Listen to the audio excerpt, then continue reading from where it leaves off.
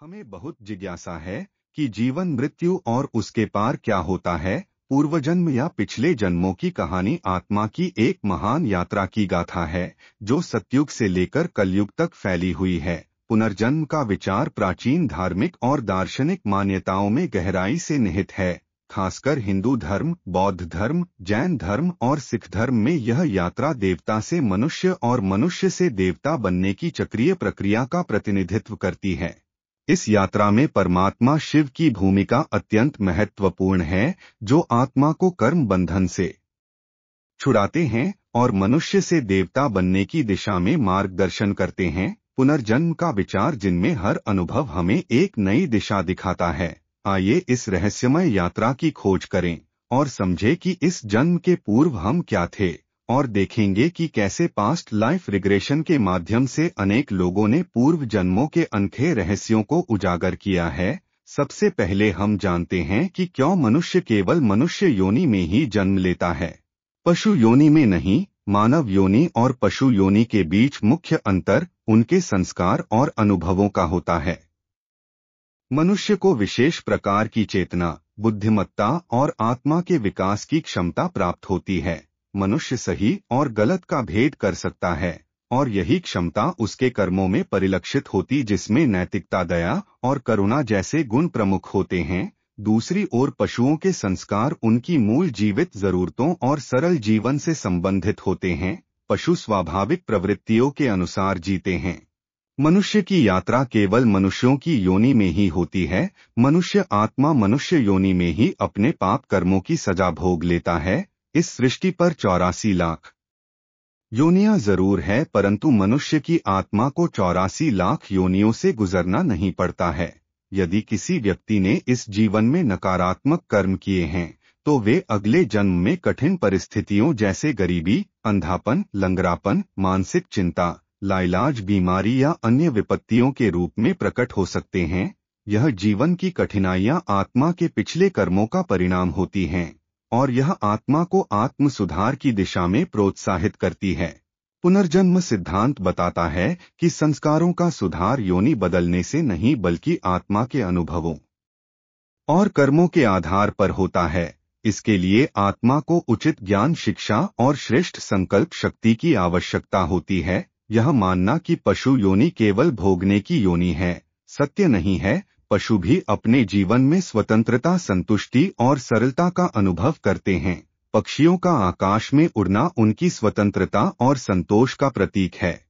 अब जब हमने 84 लाख योनियों का रहस्य सुलझा लिया है, तो आइए इस गुह्य प्रश्न का भी उत्तर खोजें कि क्या हम सदैव मनुष्य शरीर में ही जन्म लेते रहे हैं, या इससे पूर्व भी हमारी कोई उच्चतम अवस्था थी, जब आत्मा 5000 वर्ष पूर्व परमधाम से इस सृष्टि पर आई। तब सतयुग का जीवन कैसा था? आइए इस देवता से मनुष्य बनने की अद्भुत महागाथा को समझते हैं। इस सृष्टि पर सबसे पहले सतयुग और त्रेता युग में जन्म लेने वाली आत्माएं शुद्ध, पवित्र और दिव्य गुणों से भरी होती है। उस समय हम सभी देवी देवताओं के रूप में इस धरती पर जन्म लेते थे। इस युग को स्वर्णम युग भी कहा जाता है, जहाँ चारों ओर शांति, सुख और पवित्रता का वास होता है। यहाँ प्रकृति भी सतो प्रधान होती है और अपने मालिक देव आत्माओं के सेवा में सदा तत्पर रहती है। देवी देवताओं का जीवन नैतिकता, मर्यादा और दिव्यता से ओत-पोत होता है।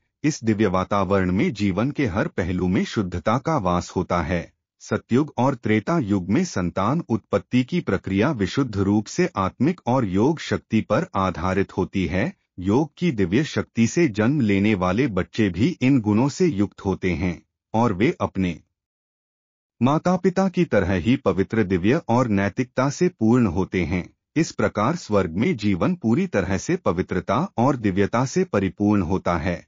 यह दिखाता है कि स्वर्ग में जीवन एक आदर्श स्थिति है, जहां आत्माएं अपने सबसे शुद्ध स्वरूप में होती है। स्वर्ग में राजा और प्रजा के बीच पूर्ण सद्भाव और सहयोग होता है। शारीरिक, मानसिक और आध्यात्मिक रूप से मनुष्य पूर्ण, स्वस्थ और संतुष्ट होते हैं।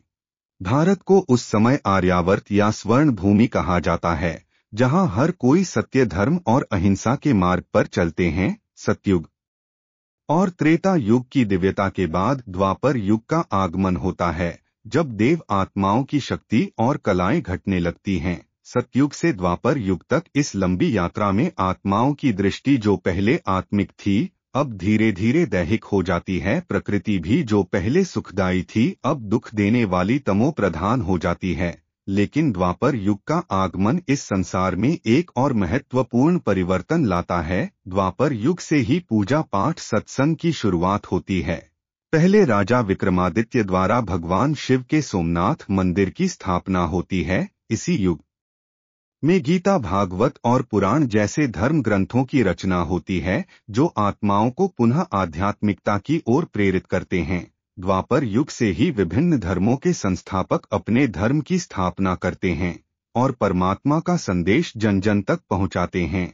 आइए गति, सद्गति और दुर्गति के देहन अर्थों और उनके आध्यात्मिक आयामों को समझने का प्रयास करें ताकि हम जीवन, मृत्यु और पुनर्जन्म के रहस्यों को गहराई से जान सकें। गति का मूल अर्थ है मुक्ति या मोक्ष, जो कि आत्मा की परम अवस्था है जब वह संसार के चक्रव्यूह और माया के बंधनों से पूर्णतया मुक्त हो परमधाम में निवास करती है।